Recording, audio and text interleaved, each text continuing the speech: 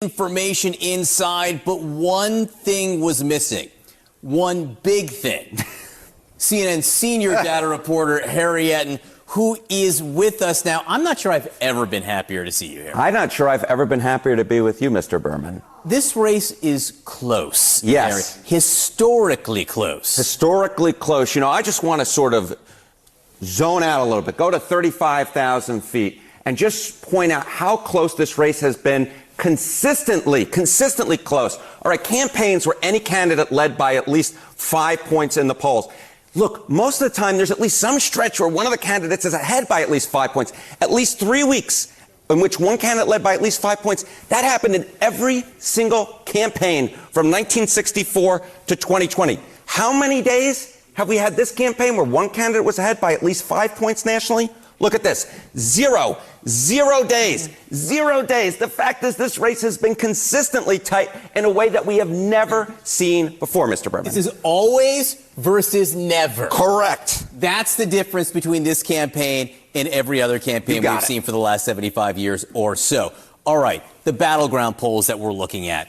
Give us some perspective on how close they are. You know, sometimes we look at these 7 close states and, you know, you see all these numbers that are up there and you go, I can't make heads or tails of it. So I just want to sort of combine them and look at the Democrat versus Donald Trump in those 7 closest battleground states. Look at the 2020 final margin and average across these 7 states. It was Biden plus 0.9 points. You don't think that could get any closer? We can, in fact, get closer. Look right now. Kamala Harris up, but get this, by just 0.6 points on average. You notice how when they do these shows and they come out with these polls on CNN or MSNBC and they tell you what the numbers are very, authoritatively. Where'd they come from? Who's picking these numbers? There's a little tiny bit of text on the bottom there that tells you where these numbers came from. I can't see it. Not sure if you can see it. That's not big. It's not up there. It doesn't say CNN's poll of 25 Democrats. It just says some number underneath there, and they put it on television like it's so authoritative. This is a comprehensive study. We've talked to thousands and thousands of people, and this is what we've come up with. Only about half a point, 0.6 of a point. My goodness gracious. That is how tight we are talking right now across these 7 battleground states. It is a race, Mr. Berman, that is well within the margin of error when you look across these 7 key battleground states that will determine this election. I am going to show you unequivocally tonight how everything the media is saying and most of the pollsters are completely full of the poo-poo in Dementia Joe's diaper. It is completely made up, manufactured. Historically, there's no possible way, and I've said it many times, that she can be ahead. How she can even be close.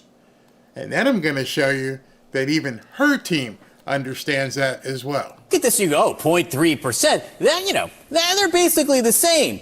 But you're talking about actual vote margins that were so small. So show us the difference that a polling margin can make. All right, so let's just say the polls match up perfectly to what the results end up being. Kamala Harris would win this election with 292 electoral votes to Donald Trump's 246. But let's just say we move the current polls, and let's say the result differs by them by a single percentage point, and Donald Trump is the beneficiary of it. Look at this. If Trump outperforms his current polls by just a single point, you take that Kamala Harris win, and look at this. Donald Trump. Wait. I'm sorry. So this guy just told his national audience on CNN that all Trump has to do is increase his polling data by 1% and he wins. So you basically just said Kamala Harris can't possibly win. You just said it. I don't even know what your data is, but you just told us all Trump's got to do is, increase things by 1% and he's going to win the election. 1%. It's 287 electoral votes because the bottom line is Pennsylvania would flip up here, and you would also get this flip out in Nevada over here. And that, my friends, is what we're talking about. We are talking about the closest campaign in a generation where a single point could make all the difference in the world. John, this is a truly exciting race right now where any slight movement can make all the difference in the world. And even It's over. I know I'm putting my head out there on a line, like, you know, putting it out there in front like a guillotine, but it's over. That was this morning. And what I've seen happen just today tells me he gets a bump. Even using their numbers. Just 1 point. All he needs is 1 point. And he wins. Okay. You don't think that happened today after you ran that at about 8 o'clock this morning? You ran that show on CNN at about 8:15 this morning. And you were so certain all he needed was 1 point, and he would beat Kamala Harris. Oh, but what a day it was. What an amazing day it was. So before I get into what happened today, let me expose some of this stuff that the media keeps trying to put out there. So I'm going to go back to my trusty, where is it? The trusty poll of, where are we? Where are we? Okay, so this one. Why is it not showing up in my thing? Why is that not showing up? Interesting. In any event, it's supposed to be showing up, and I want to show you this map. But you know what I'm going to do? Well, I'm going to go to the next video while I fix this map. Okay, how about we do that? Let me go ahead and run the video, and you guys can take a look. So this video here, I think is worth 1% by itself. I'm ad-libbing here because I got to go fix something, but I'm pretty sure this video will give him that 1% that they're talking about. Check this out. And what's going on? Here we go. All right. There's been an inversion now where the Republican Party has become the party of the common man, of working people, of the middle class.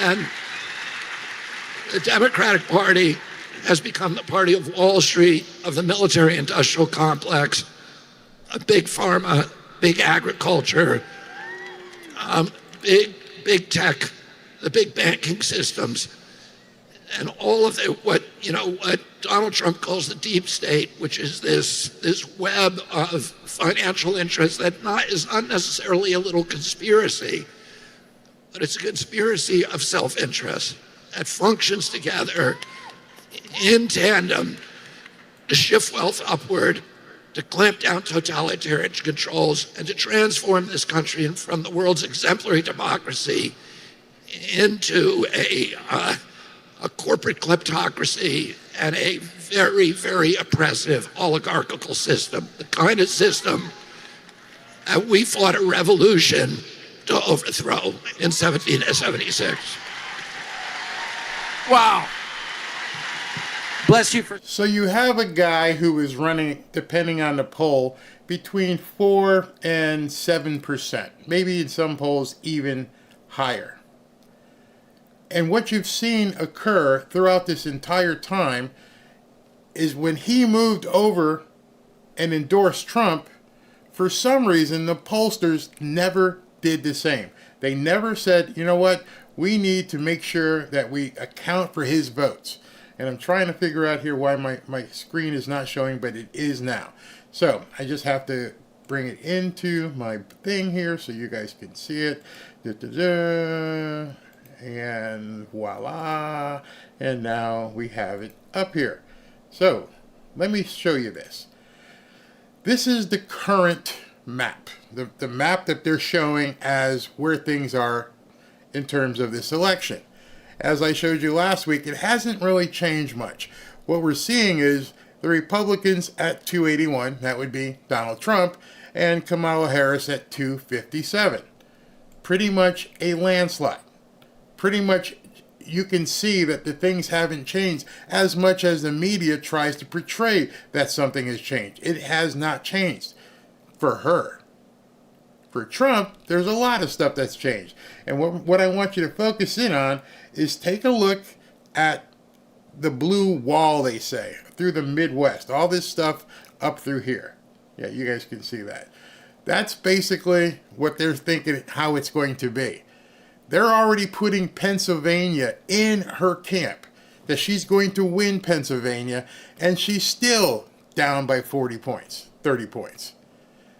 Over here, they've got Trump winning Arizona, North Carolina, South Carolina, and now it's trending up for Virginia.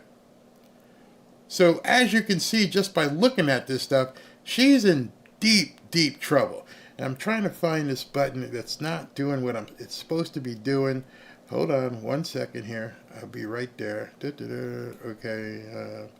I'm sorry about this. Okay, here we go. I just got to change this one thing so I can show this to you. And there we go. All right.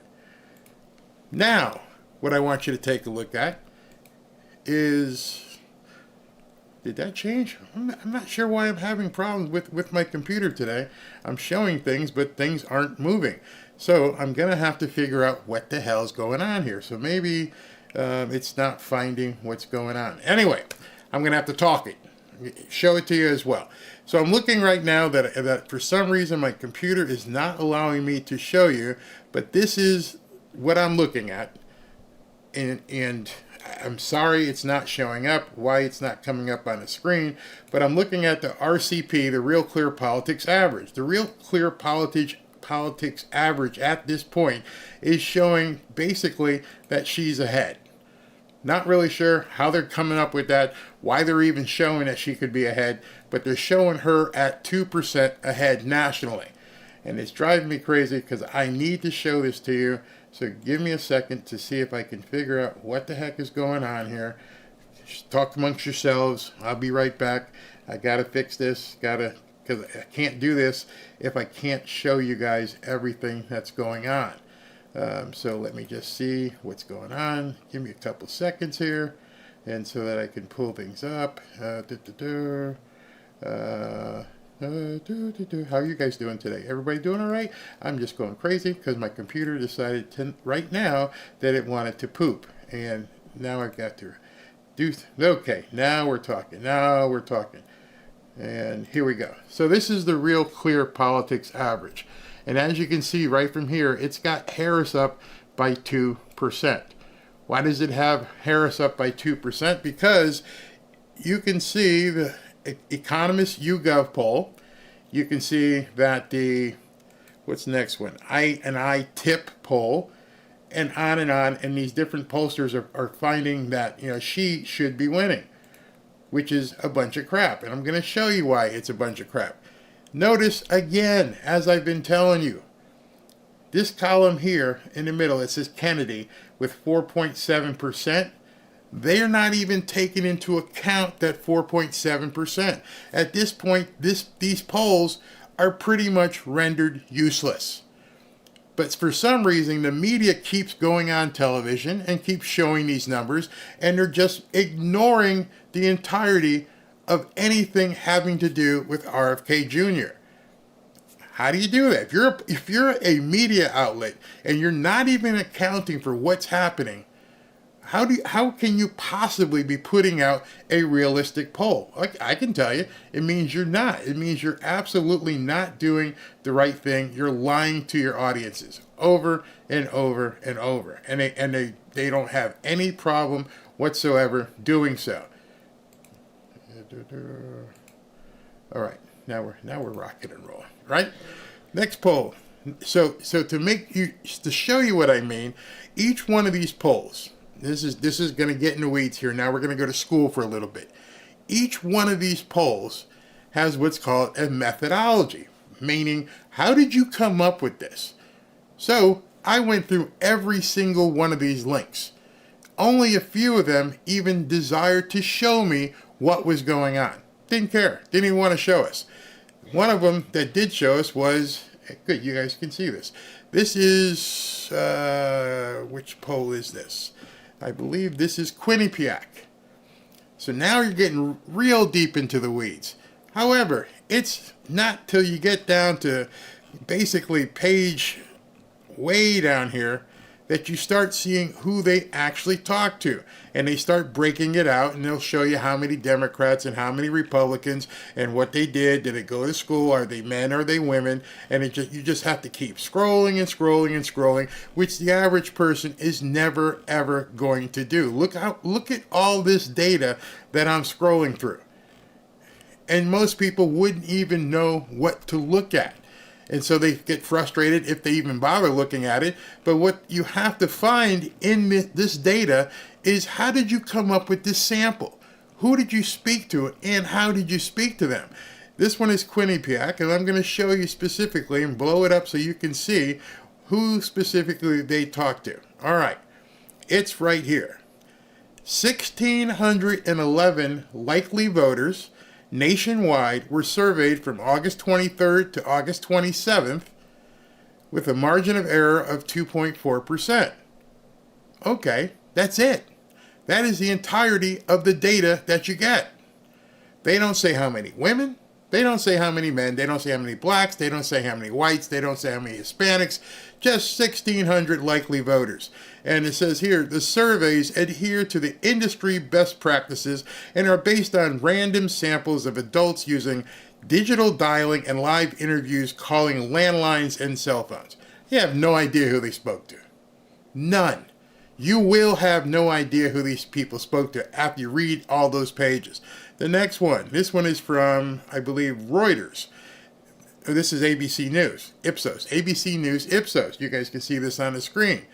Who did you guys talk to? Well, we talked to 29% Democrat, 29% Democrat, and 30% independents. Why in the hell would you talk to 30% of the people you spoke to as independents? We already know that independents make up a smaller portion of the demographic. But because you didn't poll it correctly, you oversampled and you brought in people who don't really are telling you the truth.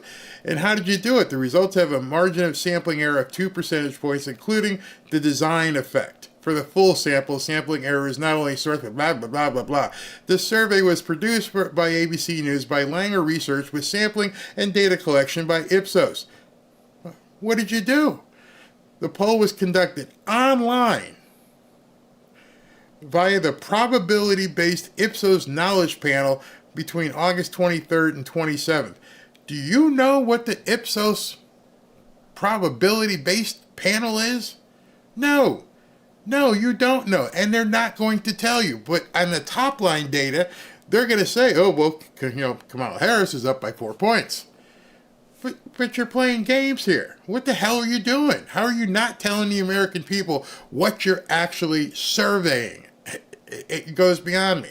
Reuters says, hey, between August 21st and 28th, we sampled 4,200 U.S. residents age 18 or older. Great. Who were they? Well, we talked to, different genders, different races, different states, different household incomes, different party IDs. What was the makeup? How many Democrats, how many Republicans, how many independents did you survey? How many of those independents were women? How many independents were men? How many were black? How many Hispanic? Sorry, not going to tell you. We just talked to 4,200 people. So your data is completely useless. Completely useless. And I don't understand why, well, I guess we can understand that they push this stuff because they're pushing a narrative. This one was from YouGov, which they showed. Again, look at how, yes, you can see this. Citizens 18 and over was their target population. Respondents were selected from YouGov's opt-in panel to be representative of adult U.S. citizens. Oh, I got a question. Have any of you, a single one of you, ever opted in to YouGov? Because that's who they talk to. They only talk to the people who have opted in to be representative of U.S. adults. What the hell does that mean? Well, you went to opt-in. You went to YouGov, their website, and you said, yeah, I'm going to opt in to be called or have a survey. If you didn't do that, you're not part of their sample. Who do you think goes to u.gov or YouGov or whatever it's called? Who goes to this place and goes, yeah, I'm going to opt in for some information? Nobody. Nobody with a brain. Nobody wants to just give their information out to YouGov, but this is one of the polls they all talk about over and over and over. But now, as we're getting closer to the election, a lot of people with brains are now starting to push this stuff aside. They're now starting to concentrate on one or two different indicators. And one of those indicators is by a guy called, what's his name? 538, Nate Silver. And Nate Silver is who has been basically quoted from both sides. And people say, okay, his polls are even better than these other polls, especially as you get closer because of his algorithms, whatever they are. He's starting to show something different. In addition, Polymarket, as I mentioned to you, is showing people actually putting their money down. And so Polymarket came up with this. And this was as of 10 o'clock, 9:49 a.m. this morning, where Trump is up 64 to 37. A 27% margin. This is in Arizona. But Harry from CNN said it was close. It was too close to call. How can there be such a disparity? Because stats, like anything else, can be manipulated to say what you want to say. So at this point, you know for a fact that they're beginning to lie or continuing to lie. This was from the Nate Silver projection. Nate Silver is getting a lot more credibility for some reason. I don't know the guy, but I see people starting to lean on Nate Silver. Nate Silver has Trump up 61.5 to 38.3. Notice, very importantly, what he's doing, which is different than what the other people are doing. That difference is he's talking about specifically the Electoral College. Huge difference, because as of today in America, we elect our presidents based upon the Electoral College, not just 4,000 likely voters who opted into YouGov or registered voters. Nope, we vote our presidents based upon the Electoral College. And what Nate Silver, who runs the Electoral College model, is saying is Trump's running away with it. Absolutely dusting her. And the data that he's been putting out, this one here, Nate Silver's updated 2024 Electoral College prediction model, shows massive widening Trump lead. This one has it 61.5 to 38, and this was at 5:04 p.m.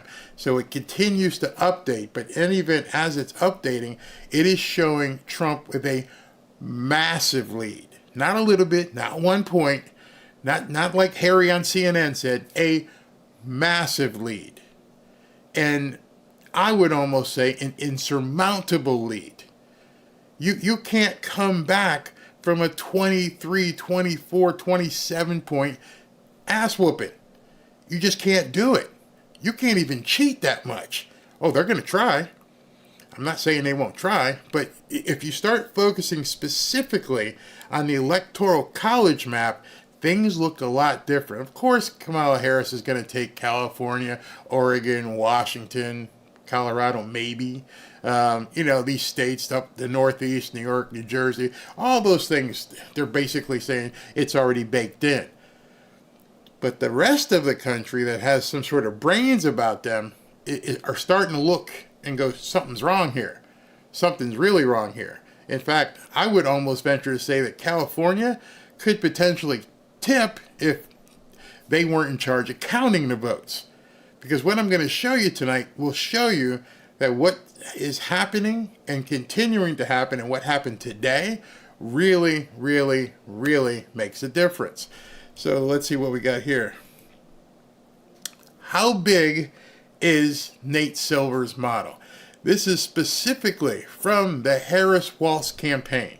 After everything you saw today and all those different polls and people put them in newspapers, maybe perhaps the biggest tip as to where things are going is coming from the actual camps. Trump gives a speech and he goes, my internals say we're winning big. Yeah, we're winning big. Is he just saying that? No, he's seeing things that you aren't seeing, and he understands the BS of these polls. And he goes, we're winning big. Now we have somebody else going, hey, we're not winning. This came out tonight, actually last night, 8:36 p.m. from the Harris campaign. Here's the deal. Nate Silver's current forecast gives Trump the advantage to win this election. It's clear we are the underdogs. We are confident we can overcome the odds and defeat Donald Trump, but only if we make sustained investments across each of the battleground states. Who are you going to believe, CNN or the campaign? The campaign says it is clear we are the underdogs. You guys who maybe not bet, the underdog is the person who's not expected to win. That's the person who's like, hey, we got to do something. We need a Hail Mary. We got to really do something in this game. Otherwise, we're going to lose. Her campaign has admitted it, which had to throw a monkey wrench all across the pollster universe. Why would she come out and just say, yeah, we are the underdogs? And she specifically quoted Nate Silver. That's the one people are paying attention to because it measures the Electoral College, not these pollsters that you can pay a couple $1,000 and they'll go ahead and manipulate the data any way you want. Now, as we're getting close, 60 days in, the Electoral College is what actually matters. And the guy who's doing the best with the Electoral College at this point is Nate Silver. The camps know that. The media knows it. They just can't report it. But her putting out a statement like this should let you guys know, all right, we got this, but don't take your foot off the gas. Just don't make that mistake. Keep hitting it. Make sure you're ready. Tell everybody we're winning. We are winning. We have not won. Big difference. Big difference. So let me stop and take a couple of things from you guys, and next I'm going to tell you why we're winning, because I'm pretty sure that's what you want to know. Trump is winning. She already knows stealing is her own way. Yeah, absolutely. I didn't know that. I think it's weird that Harris would admit to being the underdog. I believe you are correct. It's weird that she would admit it, but when you're down in the fourth quarter and there's only so much time left, basically the time for BSing is gone. You got to come hard. You got to bring it. You got to show that you can compete, because now it can't be fluffy and kittens and puppies anymore. The unicorns have left the stable. This debate on Tuesday could be the death blow. Could be. Who knows what kind of games they're ready to play, but I already think it's over. I'm going to show you why I think it's over real soon. Don't trust any poll. I don't trust any poll. I'm going to tell you what poll I'm using in a second. She probably won't show up Tuesday. No, she'll show up. She'll definitely show up. You got to keep Muriel. You got to. Everybody has to keep fighting. We all need to get out there and vote. Understand? Put the boot on the neck and just keep pushing. Keep pushing. And I'm going to tell you why that too. My county in Alabama has canceled all of its canvassing this year. Just thought that was weird. That's very good. Cheating is the only option she has left. So let me talk about that for a second. You must know at this point that they are fighting tooth and nail to screw with RFK Jr. He can't come off the ballot. He can go off the ballot. We don't want him off the ballot. He needs to take votes away from Trump. Oh my God, we can't have this guy continuing to maybe push votes Trump's way. And this may be why the pollsters haven't moved Kennedy's people into the Trump camp yet. So this popped up today, which I thought was very, very interesting. Charlie Kirk said this, which is absolutely true. I did verify. Huge breaking news. This was at 1 o'clock today. A Michigan appeals court has just mandated that the Michigan Secretary of State, who's an absolute idiot, must remove RFK Jr.'s name from the ballot in that state. This is the same SOS, Secret Secretary of State, that has worked successfully to remove Cornel West's name from the ballot. They want to remove Cornel West, but they want to keep RFK. She's been playing games all along. Also breaking at that time, North Carolina Court of Appeals has also ordered RFK Jr.'s name to be taken off the general election ballot. This ruling will force mail-in ballots to be reprinted as they were originally scheduled to go out today. So the news since then is the Democrats are freaking. Absolutely freaking. Now they want to take it to the Supreme Court. They want to sue to keep the man's name on the ballot who is no longer running for president. The result of this is that they have to fight with lawfare. They realize right now this thing is slipping away. North Carolina, the judge furthermore said you can't even mail out any ballots. You got to reprint all this stuff. They were supposed to start doing early voting a couple days from now. And now they're not going to be able to do it. Unless another court steps in higher and says, oh yeah, you can just go ahead and do it. As of right now, the voting in North Carolina will not start in a couple days. And it's 2 million ballots that they have to reprint. 2 million ballots that they have to reprint without his name before they can even send anything out. I'm pretty sure printing 2 million plus ballots is going to take some time, which is squinching that window. And it gives Trump and RFK Jr., who's going to go out on the stump, and he's going to begin helping Trump talk about what he's going to do. So, excuse me, those were two big developments today. Two of many big developments that came out today. I love what Clay Travis here says. Kamala is tanking, panic is setting in. And again, this is the Nate Silver thing, so you can see it in graph formation, is that her numbers, if you look at a trend line, are going straight down. Something is happening. You could see if the things were neck and neck, but no, she's taken a complete nosedive.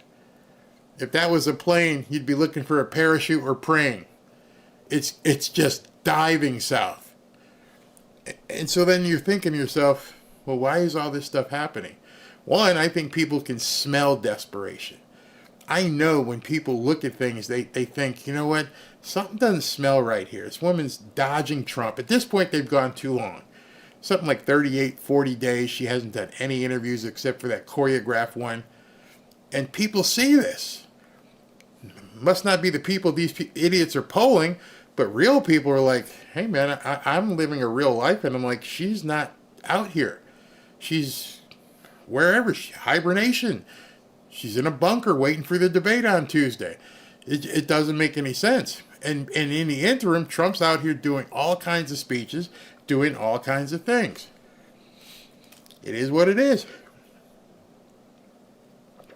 So now I want to show you something that many of you have asked me to talk about. And it was this guy, Allan Lichtman. So I'm going to spend a little time. It's about a 6-minute video. And let's go ahead and dice and slice this guy because he's out there. He's been paid for as well. What he's saying isn't working. It's not true whatsoever. Watch this stuff. My next guest, known as the Nostradamus of U.S. elections for correctly predicting 9 of the last 10 presidential races, using his own 13 keys to the White House, criteria a candidate must win in order to achieve victory. Well, he now says that he's ready to call the race. American University history professor Allan Lichtman joins me now. Professor, all right, here it is. Who will win the next president of the United States? According to the keys to the White House, which has been right for 40 years, we are going to have a precedent-breaking victory. Kamala Harris will be president of the United States. Now, I'm looking at the true keys, the false keys, and you have some TBDs on the screen as well. Under your criteria, Harris obtains 8 keys, the minimum, by the way, to win, according to you. But can any of these keys potentially flip before the election? I mean, you got social unrest. If that breaks out, have you ever changed your prediction? I have never changed my prediction once I've made a final call. The notion of an October surprise is a myth. All my predictions have been before the October surprise, and they have all held. Social unrest doesn't suddenly emerge. It takes a long time for there to be enough social unrest to turn the key, which requires massive, sustained social unrest. With a maximum of 5 keys down and likely 4, Harris is well short of what's needed to predict her defeat and give Donald Trump the White House again. Seriously? So let's get to how these keys actually work. They are. Okay, so we're going to wait till you hear these keys that this guy, who you can look at his predictions here, this Nostradamus crap. You won't believe this. Are 13 big picture, true, false questions that tap into the strength and performance of the White House party. And only 2 keys have anything to do with the candidates. But Allan, 2024 is an unprecedented election year. Can your 13 keys really call it right? The keys absolutely will work. They are the constant northern star of political prediction. Number 1, the White House party gained House seats between midterm elections. The Democrats did better than expected in 2022, but they still lost House seats, so the key is false. Remember, a false key is good for Trump. Number 2, the incumbency key. The sitting president is running for re-election. Biden withdrew from the race, costing the Democrats this key. It is false. Wait, you're saying it would have helped the Democrats if Biden stayed in? If Biden stayed in, they would have salvaged this one key. That's all. Seriously? So you would have given the Democrats this, quote, key if Dementia Joe somehow waddled his butt and stayed in to the race. See, right there, those of you who had asked me to look at this thing, I'm like, you guys had to have made up your own decisions, right? You must have realized this guy was a crackpot as you were listening to these keys and how he rationalizes them. So you're saying the Democrats would have been better off if they kept Dementia Joe. You think they might have known that? I don't know. You think Obama and George Clooney and the rest of them would have said, you know what? This guy Lichtman knows better. We need to leave Dementia Joe in the race. Okay. Moving on for now. Number 3, the White House party avoided a primary contest. The Democrats finally got smart and united overwhelmingly behind Vice President Harris. So the key is true. A true key. Hold on. This guy just said that a primary is what's needed. She didn't win a single vote. None. Zippo. And he's acting like, they all came together in unison and this is who they elected. When that's absolutely not true. They appointed her. She didn't go through any information. She didn't go through any vetting. She didn't get a single vote. But you're acting as though this primary was something that you just forget. At the convention, they all came together. That's all that counts. That moves Harris off the starting block. Number 4, there's no third-party challenger. RFK Jr. has dropped out of the race, and no other third-party candidate is anywhere close to the 10% polling threshold needed to turn this key. It's true. 4 keys in, and it's neck and neck. Oh, okay. So he gave that to Kamala. He didn't even, just like the pollsters, didn't even take into account the strength of RFK Jr. Completely discounted it. Like it didn't even matter that he threw his support behind Trump. Doesn't even matter that his supporters are now, most of them are voting for Trump. Doesn't matter the historical nature of the Kennedy name and what it means to people. Doesn't care. Nope. There's no more third-party candidates, so it's all Kamala's. Let's keep going. Number 5, the short-term economy is Oh, you're going to love this one. strong. Look, despite all the loose talk about a so-called vibe session, the economy is not in recession, so this key is true. Number I don't know when they filmed this crazy video, but they didn't film it today, and some news dropped. So, and she asked him, hey, listen, is there something you might want to, adjust after you, go down the road after you've made your predictions? Is there anything you want to adjust? Nope, I never adjust it. Okay. 6. Long-term economic growth during this presidential term has been at least as good as the last 2 terms. Growth. You heard that, right? The long-term economic growth has been at least as good as the last 2 terms. Who in the hell is buying this crap? During the Biden term is far ahead of growth during the previous 2 terms, so this key is clearly true. We could probably stop there, but many of you asked me to go through this. I'm just going to ask you, are you paying more for gas? Are your groceries higher? Is the interest rate higher for your mortgage? Are you paying more in rent? This guy just said the long-term economy right now is better than the last 2 terms of any president, meaning, Obama and Trump. He just said that. And people were taking credence into this guy. It makes no sense. Number 7. The White House has made major changes to national policy. Rejoining the Paris Accords on climate change, the CHIPS bill, the infrastructure bill, the Inflation Reduction and Climate Change bill. Clearly, the key is true. So destroying the economy is a positive under this guy. Because the things he just mentioned, which even Dementia Joe said that the Inflation Reduction Act was basically the new Green Deal, just changed the name, it's destroyed the economy. But that's a positive. Number 8.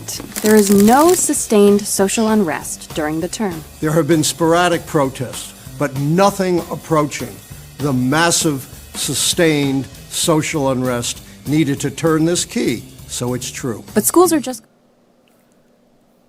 There hasn't been any widespread protest or social nuttery going on. Everything you've been seeing is not really true. You didn't see people basically burning cars. It's mostly peaceful protest. You didn't see, hang gliders going into Israel and we didn't do anything about it. You didn't see that.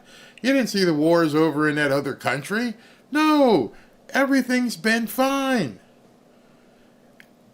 When people told me to go look at this, I was like, sure, I'll go find the video. Let me see if I can find it.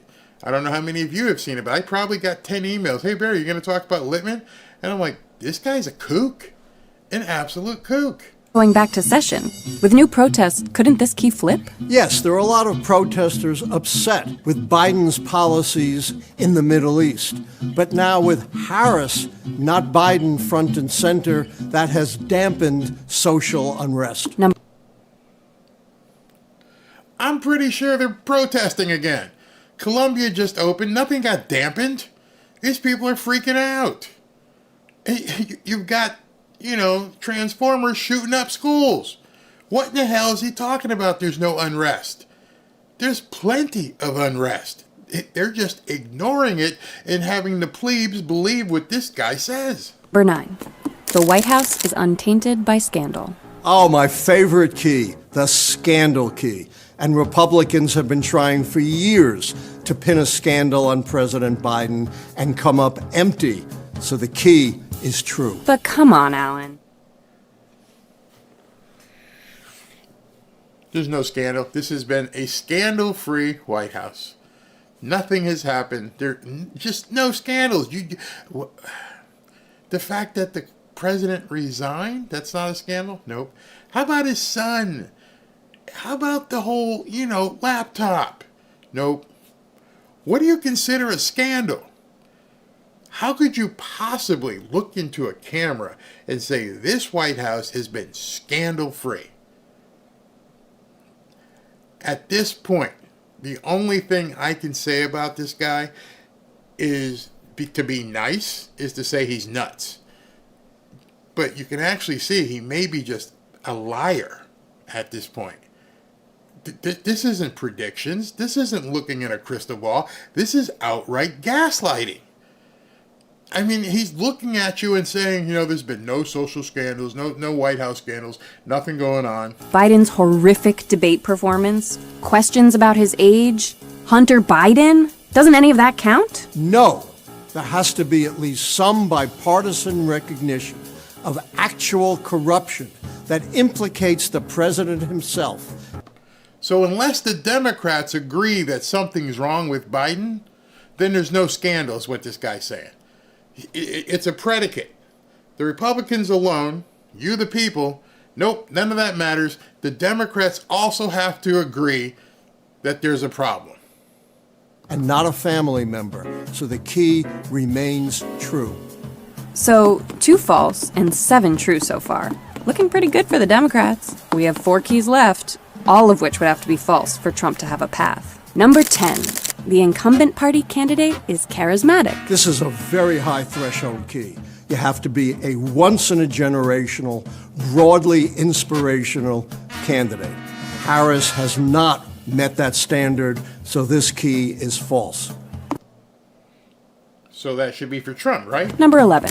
The challenger is uncharismatic. Some people think Donald Trump is a god, but he only appeals to a narrow base, so that key is true. But wait. I don't know why you guys sent this to me. I think you could have went through it yourselves and just went, this guy's nuts. His elevator doesn't go all the way to the top anymore. He may have been good in years past, but I'll tell you why in a second, why most of his stuff makes absolutely no sense. Donald Trump only speaks to a small swath of people. And some of the stuff that Nate Silver's been saying is that it may be 60%. And this guy's like, no, it's just a small swath of people. That means The Democrats will hold on to the White House, and Kamala Harris will be the next president of the United States. But wait a sec, Allan. We still have 2 keys left.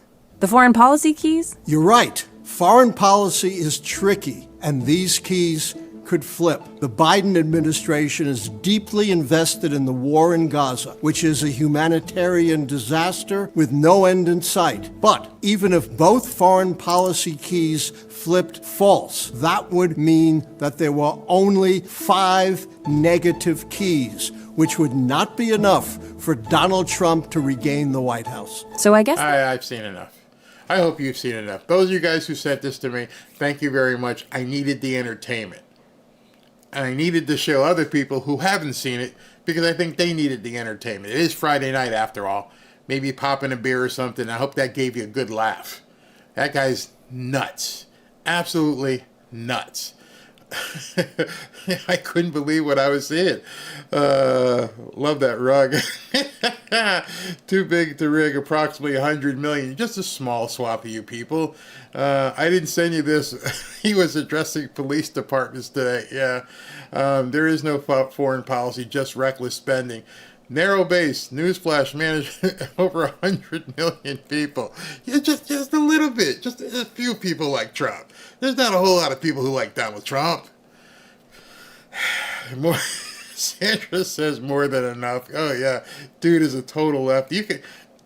You could look at him and see he's a total lefty. But what's even worse, he's a total in the tank lefty. He just completely ignored all of the things that would, even on his little poll or whatever he calls it, prediction, would be negative to the Democrats. The only thing he got right is saying that Kamala has no charisma. That's crazy. He fell off the crazy train. Yeah, absolutely. 54-year-old virgin. Oh my goodness, you guys are funny sometimes. No, it wasn't funny. It pissed me off. Hey, I had to watch it. You had to watch it. Okay, so we can all look at that together and go, this guy's nuts. Absolutely nuts. Man, I can't believe that they're putting out this kind of propaganda. That alone, if nothing else tells you what's going on, that alone should tell you, you know what?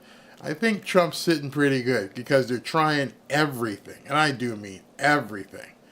So today, where are we here? And let me see if I can find where we're at in my information.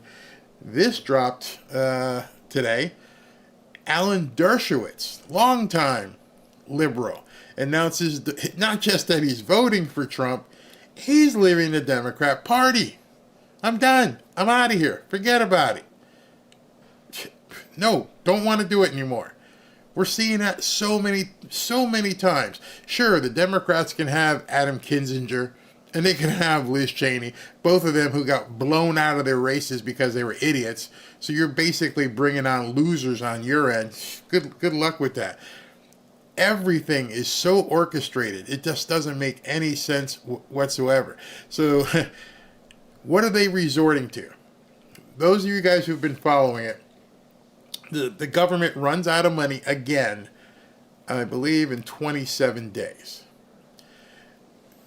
Mike Johnson and a couple of the other bigwig Republicans have now, Mike Lee was involved with it, has attached the SAVE Act to the continuing resolution.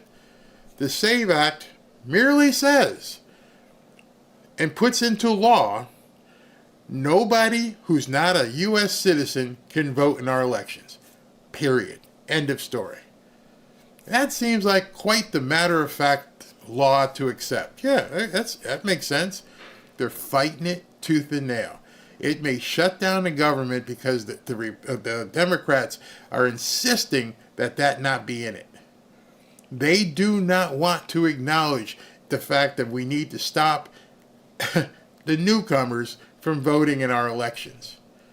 You saw Chuck Schumer, he made a video the other day, he's like, we need to legalize them all of them. Desperation is setting in, absolute desperation. So this came up today. Missouri Attorney General Andrew Bailey reveals that they busted a third-party group, one of those Democrat groups, trying to register dead people and non-Missouri residents to vote, and even tried to register a dog.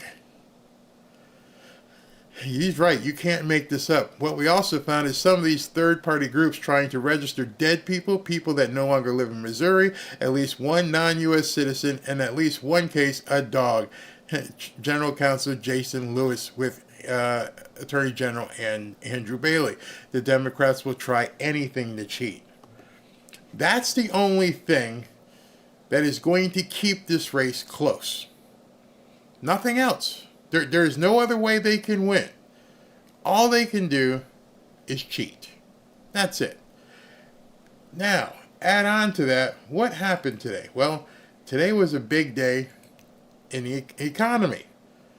And I don't know if you saw it, but the jobs number dropped today. This, to me, happening right before the debate, should completely eliminate Kamala Harris. There should be no way that she is even possible to be a formidable candidate. If you guys haven't seen what happened today, about to show you. But I'm so sick of this idea that bad news for the economy is good news for the stock market. I know. And I know this is because they think there's going to be a rate cut. But I'm here to tell you, the people here are investors. The Fed cannot fix what's wrong with the economy. The Fed cannot fix it. What is wrong with the economy is we're running a $2 trillion deficit in what's supposed to be an expansion. Washington's out of control. You've got a major presidential candidate who wants to raise taxes by $5 trillion. It's the most insane proposal ever. It would destroy the stock market. And you look at, look, we have two presidential candidates, and one of them is out in space on what to do about the economy. So, no, the Fed cannot fix this problem and has to be done by changing tax policy, regulation policy, and the massive overspending that's going on in Washington. Should be coming across any second now. Let me check the BL. There it is. 142,000 versus July, which revised down to from 289,000 from 114,000. June, big revision to 118 from 179. I cannot do the math. Somebody do 11 and 14 for me. That's 25,000 for the July revision, and it looks like 61,000. So what's 25 and 61 is 87 or 86, is that right? So big revision down for the prior 2 months. In June, the number was revised lower by 61,000, so that takes you to 118,000 from 179, and the change for July revised down by 25,000 from the 114K, so that takes you to 89. So together, employment in June and July, 86,000 lower than previously reported. Okay, this shows a weakening economy. I'd refer you specifically to a revision in the numbers for June and July. We added 86,000 fewer jobs in June and July than initially reported, and we've just reported 142,000 jobs added to the economy in the month of August. That is a weakening economy with serious implications for a lot of people. I think we're in the type of recession eventually that comes due to this cycle of higher interest rates, higher inflation, the stress that puts on the consumer eventually hits their savings rates, increases their delinquency rates. That hits the employment markets where we're already starting to see some signs of companies slowing down in terms of hiring. They've paused hiring already. I think the next step will be when we start to see more layoffs. And that then will bring you your run-of-the-mill, more of a normal type of recession. The calendar right now is September. People are losing their jobs. The holidays are right around the corner. How do you think people are going to feel walking to the precinct to vote at the polls, knowing that they may not be able to get Christmas gifts for their family? What do you think is going to happen? How is that going to influence people? I think we all know the answer to that, except for Mr. Lichtman, who didn't even put that in his prediction. But what happened today is not something that she can turn around in 60 days. It's just not possible. They have been cooking the books. They have been fudging the numbers. Americans are in a dire, dire way. And what they found out today is for the fourth month in a row, the Biden-Harris administration has cooked the books. And now they're finding out that their jobs, in addition to everything else, well, I'm just going to show you because they didn't even mention it on here. So I just want to go through a couple of things. This was a tweet earlier. The June and July job reports have been revised lower by a combined 86,000 jobs. The Biden admin, he should have put Biden-Harris, lied about the amount of jobs they created, which they did. Gets worse. The latest jobs report is pretty shocking and shows some wild numbers. The most shocking for me is this, and Trump is going to highlight this. Foreign-born workers, i.e. newcomers, are up 2 million jobs in 12 months. Native-born Americans are minus 392,000. I remember when the Great Replacement Theory was a conspiracy theory, and it's not anymore.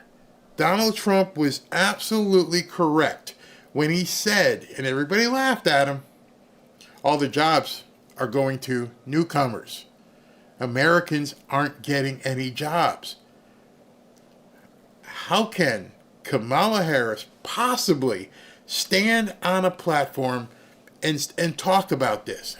How can the moderators ignore it? It dropped today, Friday. The debate is Tuesday. This had to throw a curveball into her entire debate prep.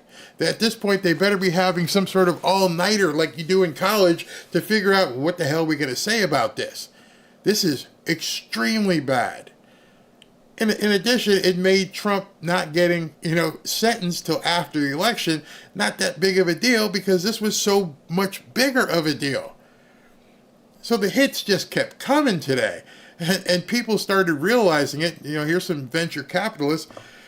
Holy clit. I thought this was a typo. In just August, 635,000 newcomers gained a job. Meanwhile, 1.325 million Americans lost their jobs.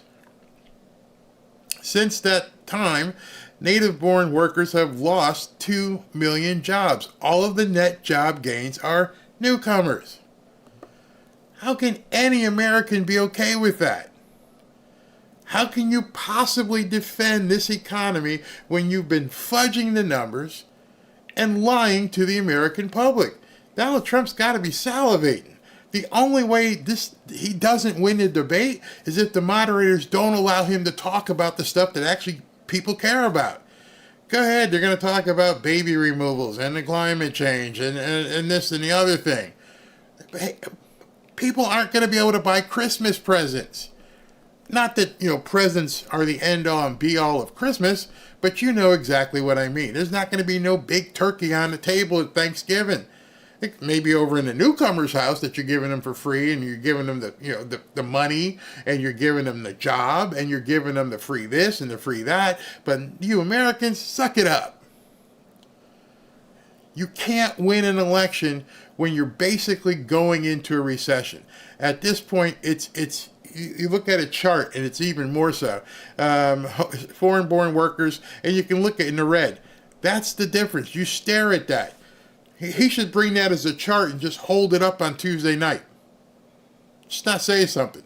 You can say in the green, those are the newcomers. That's their jobs.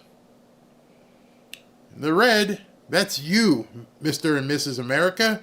That's what you have to look forward to in the Harris campaign. None of the pollsters, every single one of those pollsters, none, nada, not a single one of them update quick enough to see what's happening in real time.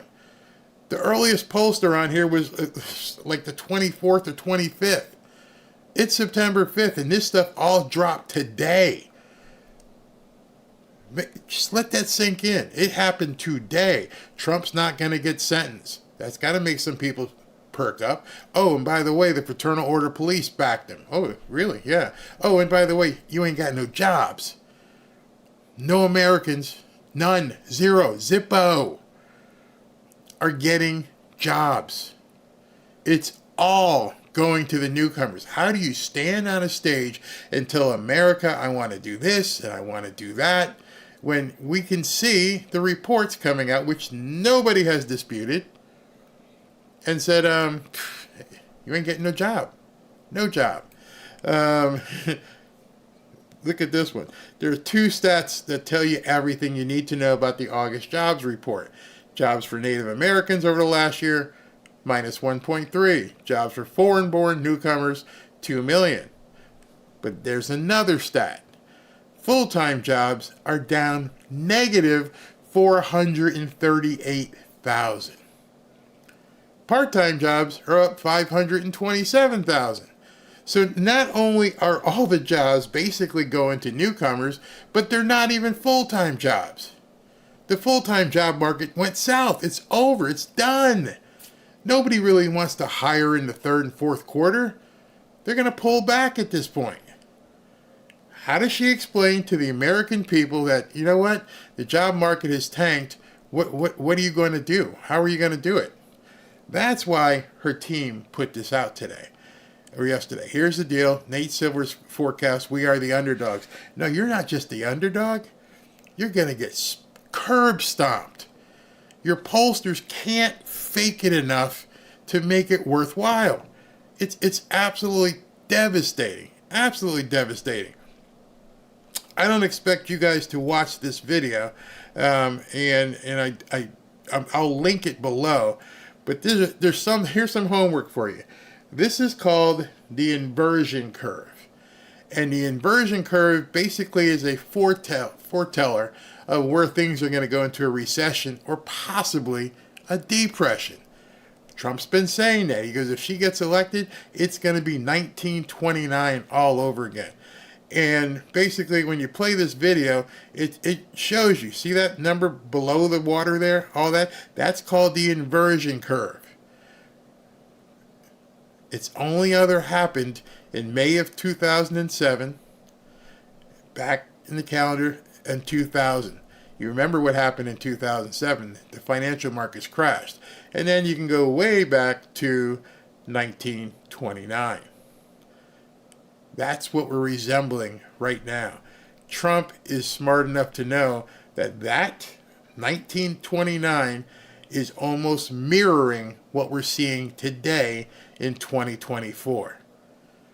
Anybody with any sort of economic background can look at this. I'm sorry, I should have put it up further. There we go. And look at that graph and say, wow, we look a lot like 1929 right now, don't we? What are you going to do? If you don't have a job right now, what are you going to do? And if you do have a job, do anything you can to hold on to it. Work overtime. Make the boss feel like you're indispensable. because the poop's about to hit the fan big time, and nobody wants to tell you. They've been fudging the numbers for months, and today they got their comeuppance. Everybody now knows that it was just one big shell game. And the pollsters are lying to people because they're not telling people the real data. This guy Lichtman just completely blew it all off. There's no social unrest. The economy's fine. The long term, you just proved to me, just by saying that you are functionally and financially illiterate. No, it's not fine. The inversion curve, you can write that down. The inversion curve is showing you what is about to happen. It's only happened 3 or 4 times. And every single time, the poop fell out the bottom. It pooped the bed. And now we're there. We are there right now. I don't mean to scare you. I hope to enlighten you and get you motivated. Because now you know for sure that these people are lying, that there's no possible way she can win legally. She knows she's in big trouble. Everything is smoke and mirrors in the media. They're not telling you about the inversion curve. Tell me if anyone has shown you the inversion curve. They're not even telling you that the jobs went to newcomers and not Americans. It's all top line stuff, if they even discussed it at all. And you got people on CNBC going, "Hey man, this is awful. How is nobody talking about this?" Trump will. Trump will definitely be talking about this.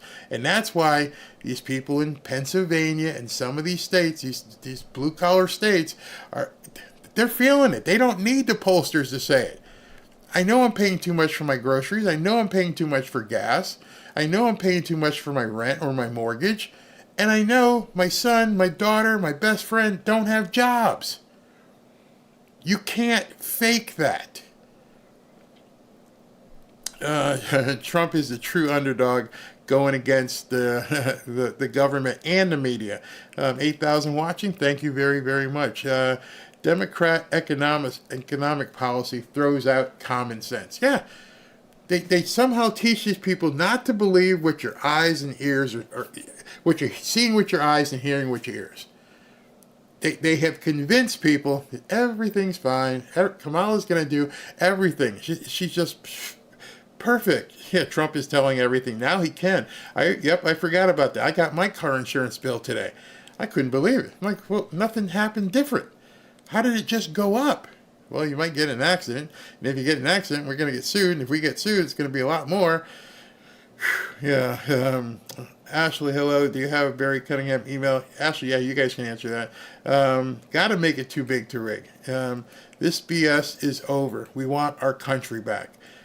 I got to believe that there aren't a whole lot of Democrats, or actually there are more Democrats like Allan Dershowitz who are looking at this and going,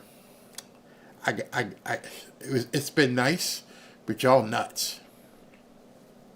We're done. Media won't say it. Pollsters won't say it. They're hiding everything. And they're trying to make it look like this is a close race. There has never, ever, ever, ever been any president who was able to be elected when the economy is this bad. It is completely nuts for them to be even saying that she's neck and neck with Trump. If she's neck and neck with Trump, then something's really, really wrong with America, and we're already communists, which I can't believe.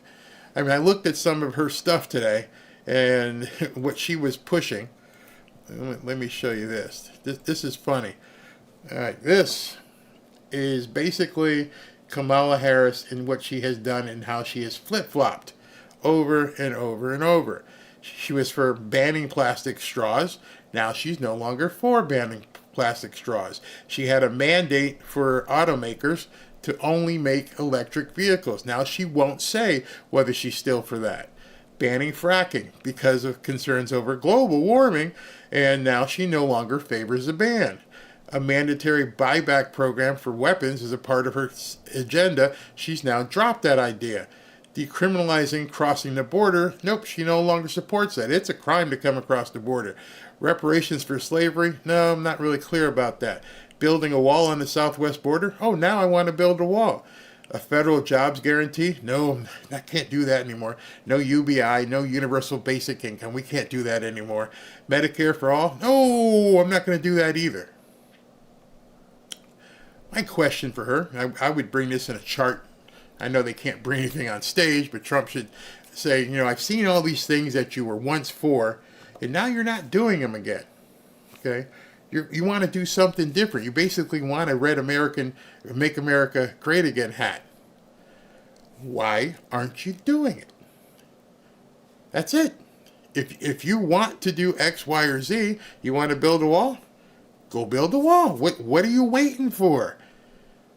But I have a bigger problem with what she said.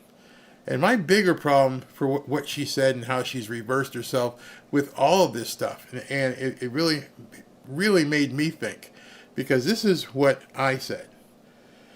In other words, Kamala Harris has set the precedent that she can change her mind at any time. Which means you can't trust a single word that she says. If those were her values, as she said, and now all of a sudden she doesn't want to keep those values, I don't know, maybe in February she goes back to those values. When you get someone who doesn't stand for anything, they'll fall for anything.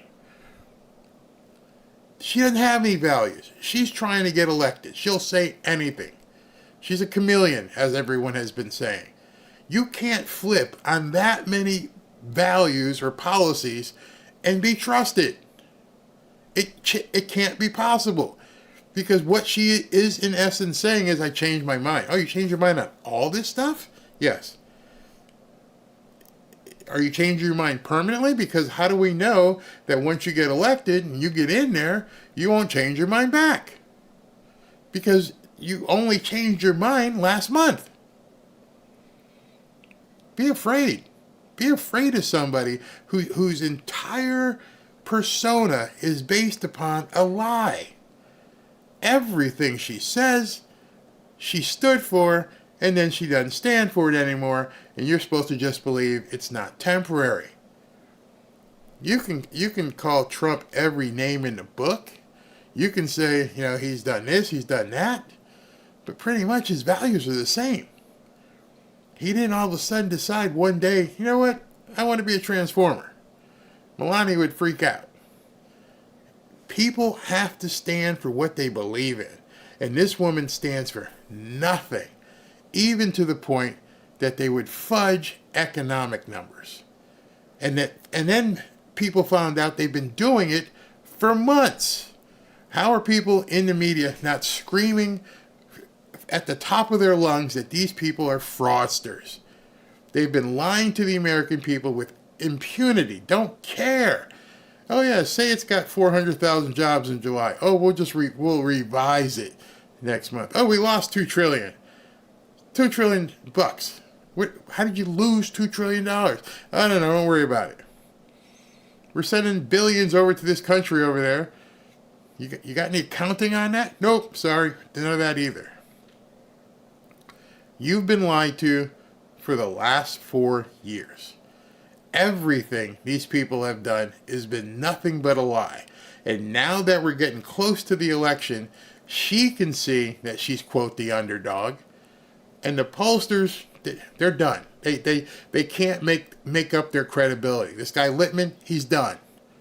The only one who's trying at this point is Nate Silver, and he's like, you know, I want to have a business after this woman's gone, so maybe I can't play ball again. I got to do what I got to do. Trump's not even done. I would almost bet, I've said this for some time, that Joe Rogan's going to come into the camp. Rogan's good friends with RFK Jr. RFK Jr. says, if you're for me, you're for Trump. If you're for me, you're for Trump. RFK is Trump. Joe Rogan, RFK guy, got to be for Trump. It's coming. He's talking to millions and millions and millions of people without even having to worry about these stupid media people. Barron's hooking them up with podcasters. Hey, give me a call. I'd love to have them too. All these people are reaching more people than the media. So what did the media and the government have to do? They had to say, oh, it's Russia. Russia is talking to these influencers.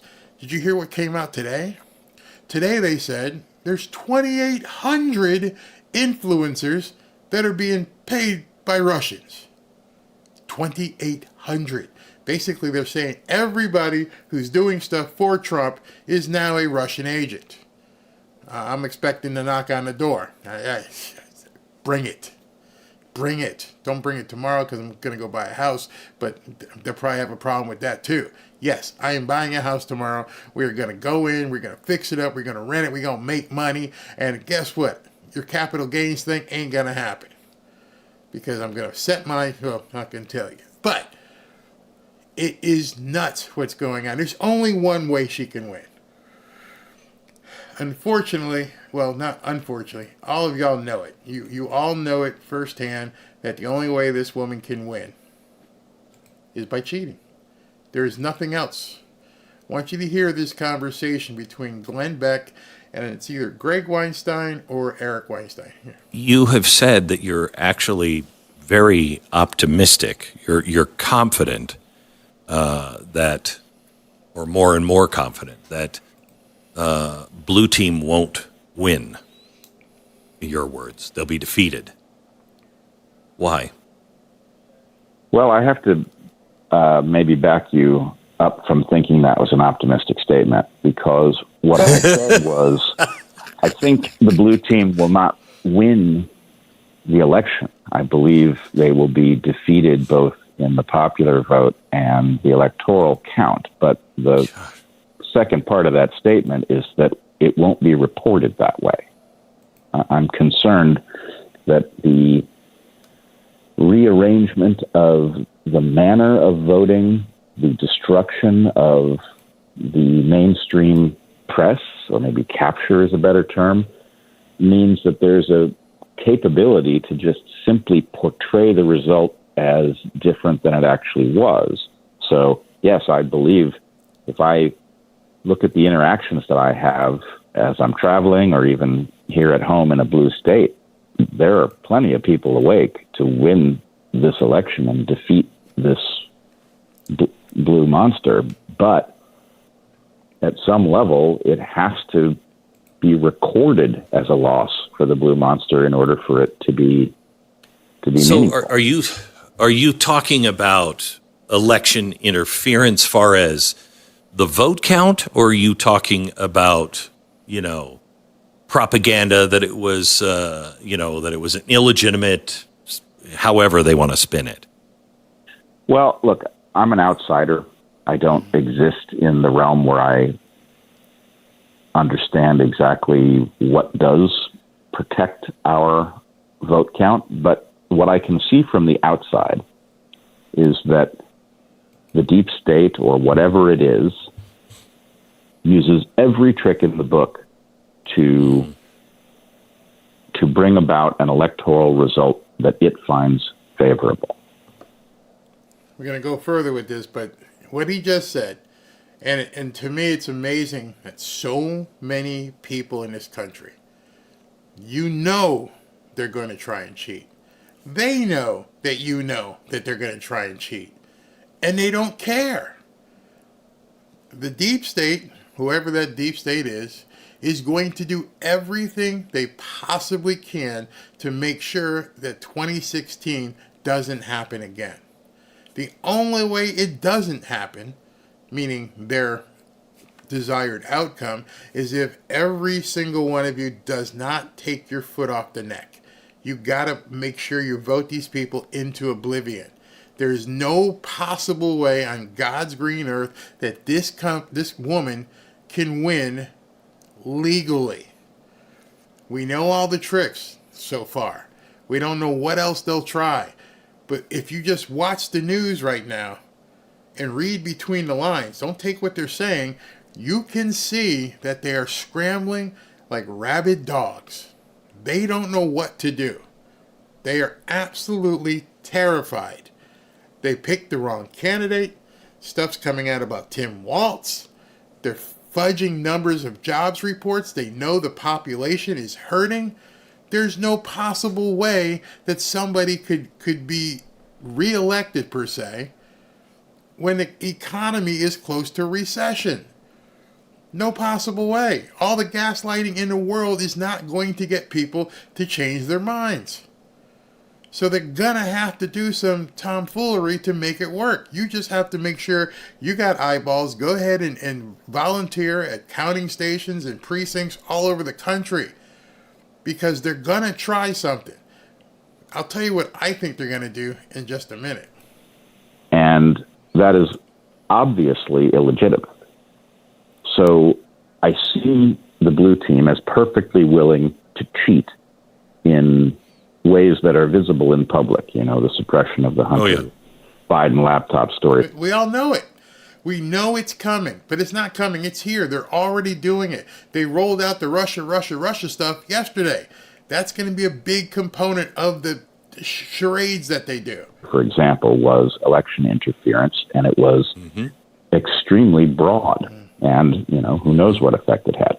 But the question I'm left with is, if you have a powerful force that is willing to cheat, is willing to destroy fundamental American values like freedom of the press in order to shape the outcome of an election, the only reason that I would think that that wouldn't extend to a phony vote count is that it would be too risky or too difficult. And I don't think it's either of those things.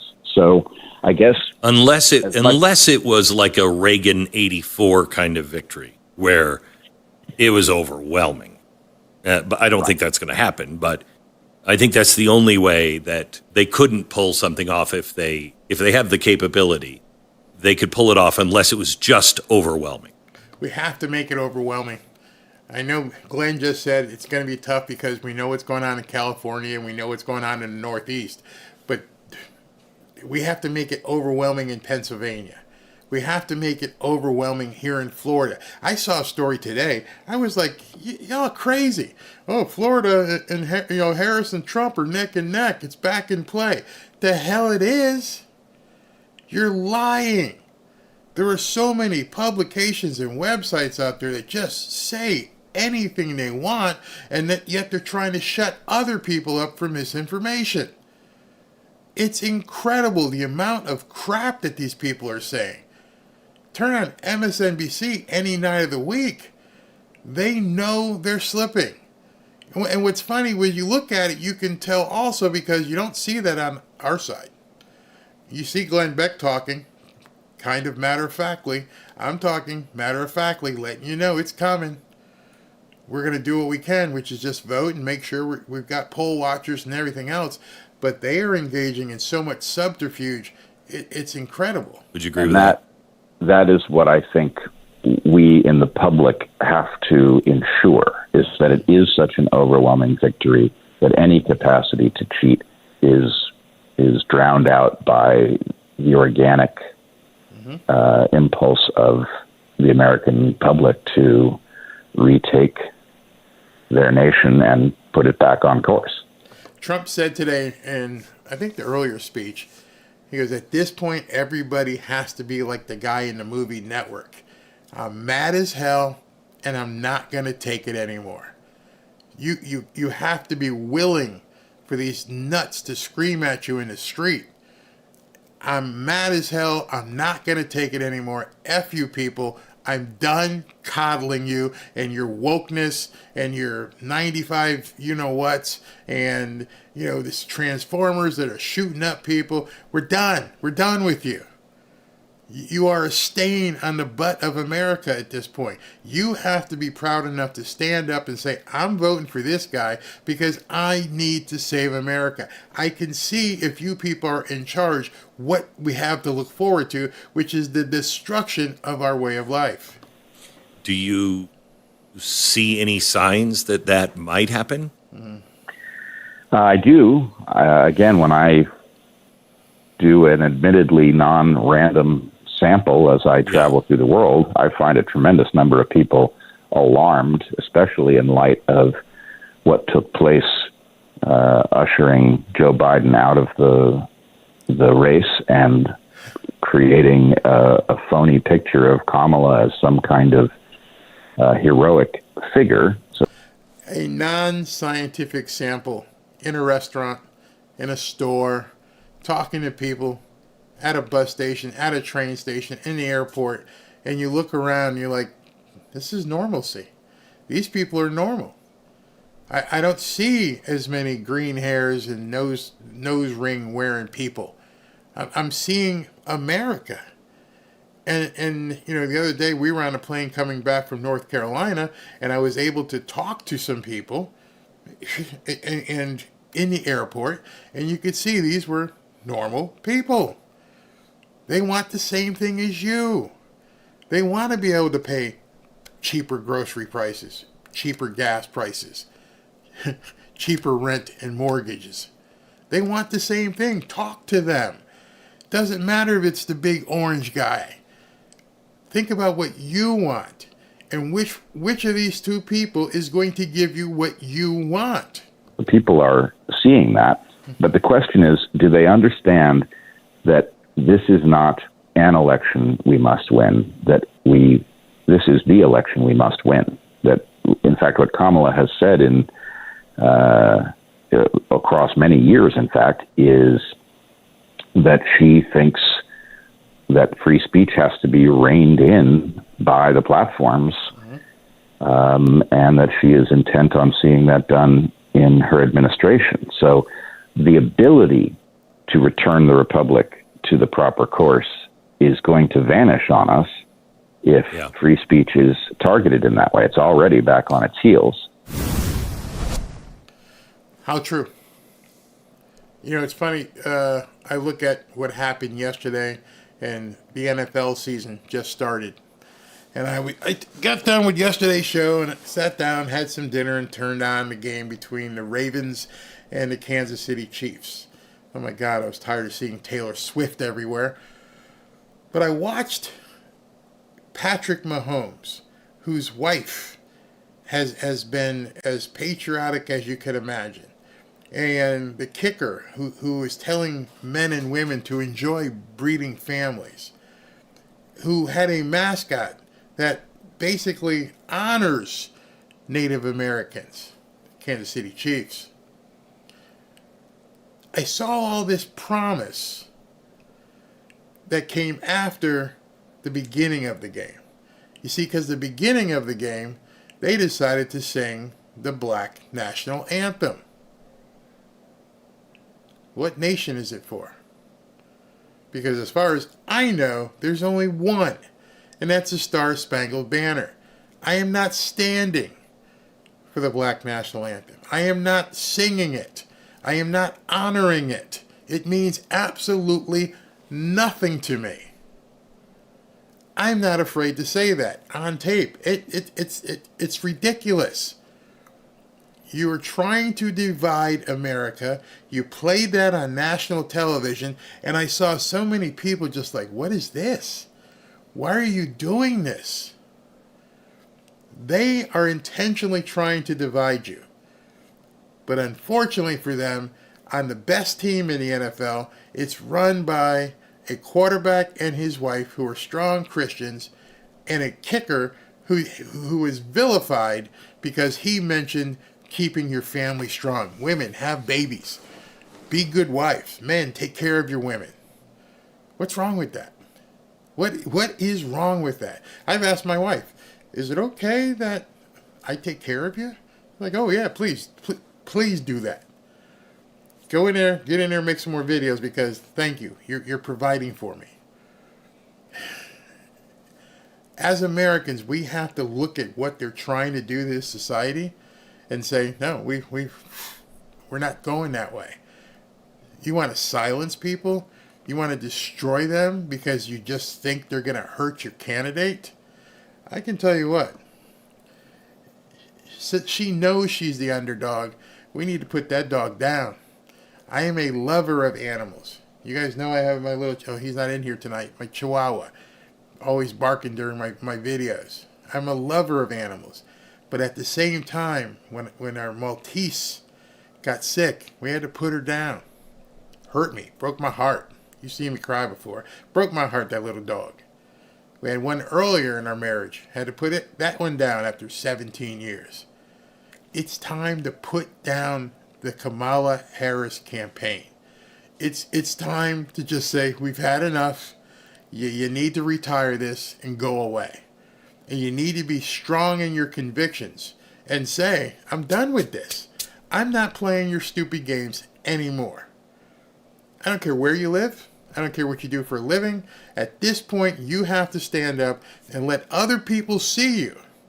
That was one of the reasons I decided to make these videos, is because, okay, I talk a big game. Get out here and let people know what you think. Okay. And I'm doing it. I'm telling people what I think. You don't like it, don't watch. I don't care. You're a troll, go away. But enough people and the continued growth of this channel tells me there's a lot of people like me. If I have to be in front, I'll be in front.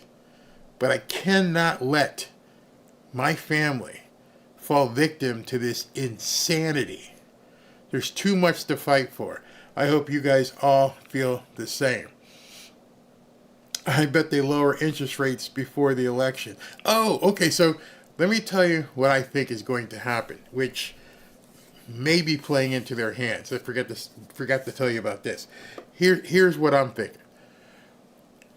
The Republicans are going to put this continued resolution up that says we're not paying you unless you go ahead and sign the SAVE Act, saying that no of the newcomers can vote. The Democrats might just go, okay, shut it down. Well, call your bluff. Because if they shut down the government, then there's no election. Who's going to cave at that point? Who's going to be the person that says, hey, listen, we're going to shut down the government if you don't sign this, and then we're not going to sign it, so you can't run the government, which means you're heading into the fall with all these people, other people who are depending on their paycheck for Christmas and Thanksgiving, plus the election. Maybe we just won't play. We'll just close everything down. What do we do at that point? What do the Republicans do if the Democrats call their bluff and say, shut it down? I don't care. We're not going to sign it. We're gonna push newcomers into the voting booth. But you know what? There may not be a voting booth because we may not have an election. Government's not open. Thought about that? And let's pour some salt in the wound. Joe steps down, and all of a sudden they coronate Kamala Harris. She's the new president. While the government shut down, she's the president. If there's no election, she's still president. Well, Barry, what the Constitution says you've seen what they do with the Constitution. They wipe their butt with the Constitution. I am thinking, and that's why I've told my wife to do the prep show, I'm thinking we're about to see some tumultuous times over the next 60 days. These people know they're in big, deep trouble. The polls are BS. They're seeing the real numbers, the internals. Trump's like, I'm winning big. They know what's about to happen. They got 60 days. And so watch what happens Tuesday night. If Tuesday night happens the way we all want it to, and that she gets absolutely butt whooped, Wednesday may see some stuff happen. I don't know what, because now they can't throw him in jail. They can't do anything to him. Judge Merchan said, no, I'm punting. I'm not going to do this. So they know right now he's not going to jail. What do you think they're going to do if Wednesday morning they wake up after some debacle on Tuesday night? I think we're going to see all hell break loose. I think you should be prepared for that. They're desperate. They're already desperate. It's going to get worse.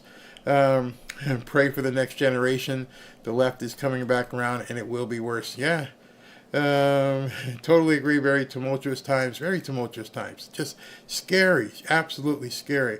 I'm afraid the dam is going to break if they do something like that. It's already breaking. Think about this. They lied again.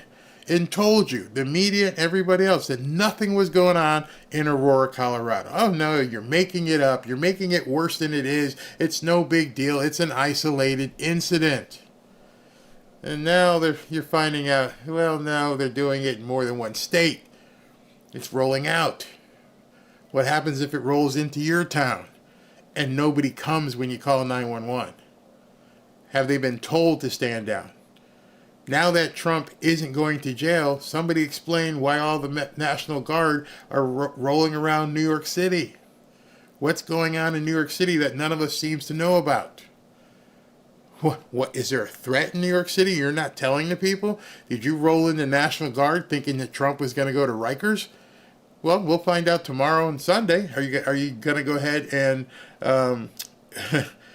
pull all those people out? Somebody says here, the elections are run by the states, not the federal government. The elections are run by the states. Who votes the president in from the state data? You know, remember the whole thing from why they went through January 6th, the election had to be certified by the who? Who's the election has to be certified by? The vice president, who also happens to be the candidate. So while the elections are run on a local level, did you not realize who has to certify that and accept the results? You better look into that part. That part just made you go, ooh, yeah, she has to certify the results. When I'm telling you this thing could get squirrely really quick, it could get squirrely really quick. You are absolutely right. The elections are run by the states, but they have to be certified by the vice president. We all know this because we talked about, Mike Pence. Just remember that. Oh yeah, the day after the debate is September 11th. Pennsylvania will be the first ones to cheat. Oh, it's somebody said it's not even the National Guard in New York; it's the Army. So some crazy stuff is going down. Jeffrey, I'm with you. Shut it down. I don't care. Shut it down. Don't give them an inch with these newcomers being able to vote. I think that's just a bridge too far. Don't let them vote. She needs to be impeached, yeah, but they're not going to do anything. Wouldn't they have Johnson certify in that case? Don't know. She's still in office. She's still the vice president. How would they skip her and go to Mike Johnson? That Constitution, which that's how it works. I don't know. We're into a very, very weird situation. I'd love to see Oregon go for Trump. White hats have been months ahead of the left. Yeah, but we're about to find out. We are about to find out because, as many of you are saying, they are indeed going to cheat. Not much we can do about that.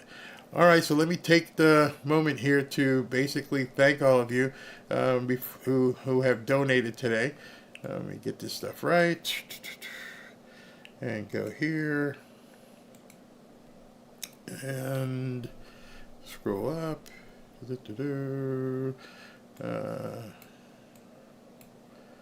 All right, so let me talk to people who have donated. Wow, we got a bunch of them today. Thank you very, very much. You people are awesome.